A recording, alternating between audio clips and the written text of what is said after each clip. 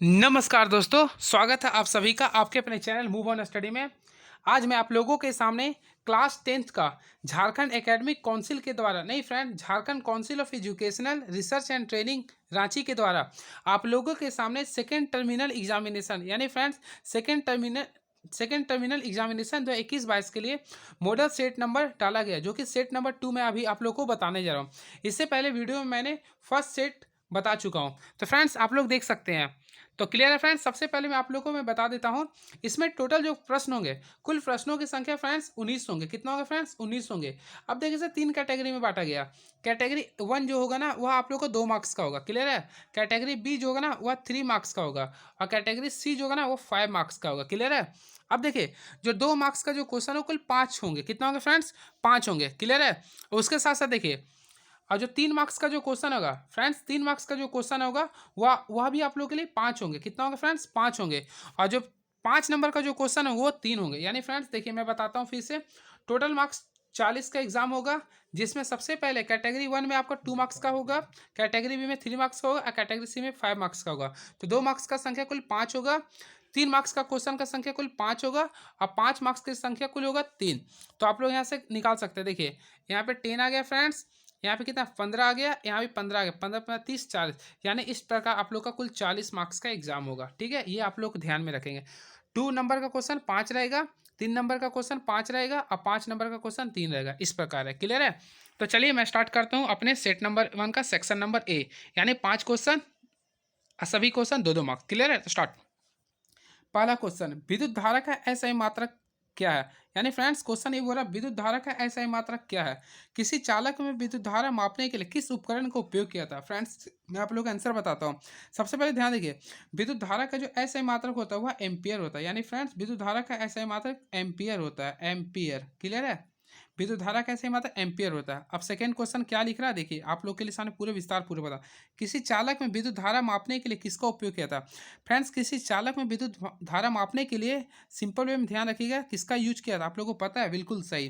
तो विद्युत धारा का जो मापने का जो यूज किया था वह आमीटर का प्रयोग किया था, यानी आमीटर, इसे हम लोग ए मीटर भी कहते हैं। क्लियर है। और ये ए मीटर को हमेशा श्रेणी क्रम में जोड़ते हैं। क्लियर है। श्रेणी क्रम में ए मीटर को जोड़ते हैं। अब विद्युत धारा कैसे मात्रा क्या होता है? एम्पियर होता है। क्लियर है। नेक्स्ट, प्रतिरोध का ऐसे मात्रक क्या होता है? फ्रेंड्स बिल्कुल सही क्वेश्चन। देखिए प्रतिरोध का ऐसे मात्रक क्या? तो फ्रेंड प्रतिरोध का सबसे पहले संकेत देखिए इस टाइप से होता है।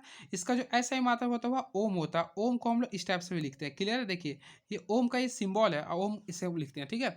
अगला क्वेश्चन क्या लिख रहा है देखिए, किसी तार का प्रतिरोध की लंबाई किसी तार का उसकी लंबाई पर निर्भर करती है या नहीं?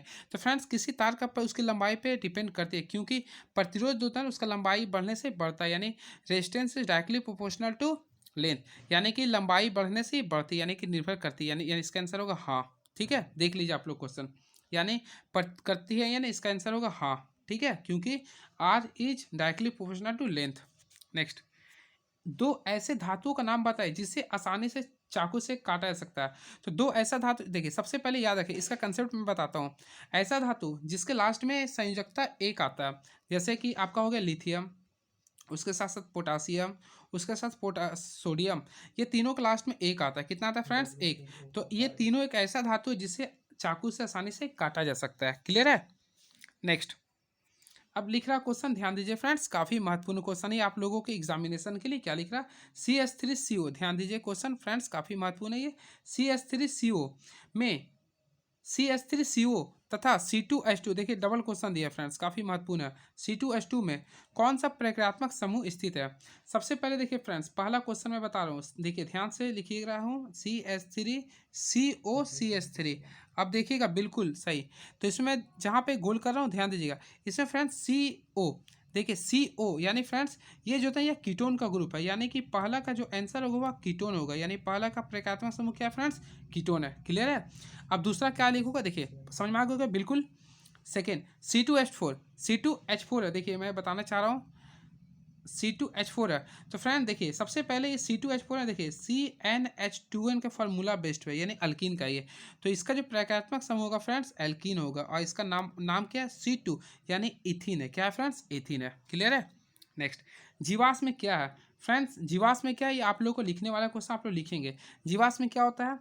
लाखों करोड़ वर्ष पहले कोई पेड़ पौधा या चट्टान जो या फिर जो भूकंप चक्रवात वगैरह आने के कारण जो पृथ्वी के अंदर जो दब गए हैं वही बनकर हमारे जीवाश्म के रूप में प्राप्त होता है। इसका एग्जाम्पल अगर आता है तो इसे आप लोग कोल लिख सकते हैं, कोई नहीं, कोयला, पेट्रोलियम एग्जाम्पल इसका, ठीक है। नेक्स्ट, वंशानुगत लक्षण से आप क्या समझते हैं? वंशानुगत लक्षण जिसे हेरिटेज ट्रेट्स बोलते हैं। फ्रेंड्स, वंशानुगत लक्षण उस लक्षण को कहते हैं जो पीढ़ी दर पीढ़ी स्थानांतरण होते रहते, उसे बोलते हैं वंशानुगत लक्षण कहते हैं। Clear friends? ये हमेशा जैसे कि देखिए गंजापन किसी, ये देखिए सबसे पहले मेल को होता है, तो मेल यानी वाई क्रोमोसोम पे होता है, तो अगले आने वाले भी पे होंगे, वंश पे होंगे, तो उससे बोल सकते हैं गंजापन भी एक क्या है, वंशानुक्रम है। डायबिटीज फ्रेंड्स एक्स और वाई दोनों एक्स पे होता है, यानी कि ये मेल और फीमेल दोनों पे हो सकता है, तो ये वंशानुक्रम लक्षण भी आप लोग बोल सकते हैं इसे। क्लियर है? बीमारी के रूप में, ठीक है, यानी जो पीढ़ी दर पीढ़ी होते रहता है। नेक्स्ट, एक खाद्य श्रृंखला का उदाहरण दे। सबसे पहले फ्रेंड्स, खाद्य श्रृंखला किसे कहते हैं? Food chain.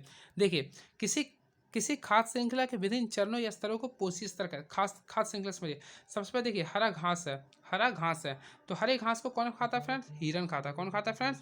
हिरन है। अब हिरन को कौन खाता है? बाघ खाता है। कौन खाता है फ्रेंड्स? बाघ। तो ये हम लोग बोल सकते हैं ये खाद्य श्रृंखला के एक स्टेज है। इसे बोलेंगे उत्पादक। क्या बोलेंगे फ्रेंड? उत्पादक। ये सभी क्या होगा? उपभोक्ता। अब प्रथम को बोले प्राथमिक उपभोक्ता, इसको बोले द्वितीय के उपभोक्ता, ठीक है। इस टाइप से खाद्य श्रृंखला चलते रहता है। क्लियर है? नेक्स्ट, सेक्शन बी, जो कि 3 मार्क्स का क्वेश्चन होगा। क्लियर है? तो फर्स्ट क्वेश्चन लिख रहा फ्रेंड्स, क्या देखिए, ओम का नियम लिखिए। ओम का नियम लिखिए। इस नियम के आधार पर विभवांतर विद्युत धारा के संबंध को लिखिए और प्रतिरोध को भी परिभाषित करें। फ्रेंड्स, सबसे पहले ओम का नियम क्या बोलता है? At constant temperature the potential difference is directly proportional to applied current, यानी कि V is directly proportional to I होता है। क्लियर है? यानी ये बोलता है, ठीक है। उसके साथ साथ ध्यान दीजिएगा, ओम के नियम से हमें V equal to I R प्राप्त भी होता है, यानी V बराबर आई आर, ये फार्मूला होता है ओम के नियम से प्राप्त होता है, ठीक है। और ओम का जो सिंबल होता है फ्रेंड्स इस टाइप से होता है, ठीक है। ओम एक जर्मन वैज्ञानिक थे। इस नियम के आधार पर विभवांतर और विद्युत धारा के संबंध लिखे। फ्रेंड्स, विभवांतर और इसके बीच जो संबंध होता है सीधी रेखा में होती है, ठीक है, याद रखिए सीधी होती है, ठीक है। यानी V is directly proportional to I, ये आपका होता है। क्लियर है? आप लोग लिख सकते हैं लंबा विधि से, मैं केवल क्वेश्चन बता रहा हूँ। चुंबकीय क्षेत्र रेखाएं क्या होती है? देखिए, चुंबकीय क्षेत्र रेखाएं के 2 गुण लिखे। चुंबकीय क्षेत्र, सबसे पहले फ्रेंड्स चुंबक, देखिए आप लोग को मैं यहाँ बता रहा हूँ, ध्यान दीजिएगा। सबसे पहले इसके 2 पोल होते हैं, north pole and south pole. जैसे में ध्यान दीजिएगा फ्रेंड्स, ये नॉर्थ है, ये साउथ है, तो चुंबकीय रेखाएं मैं बता रहा हूँ, देखिए सबसे पहले इस टाइप से होती है, ये हो गया।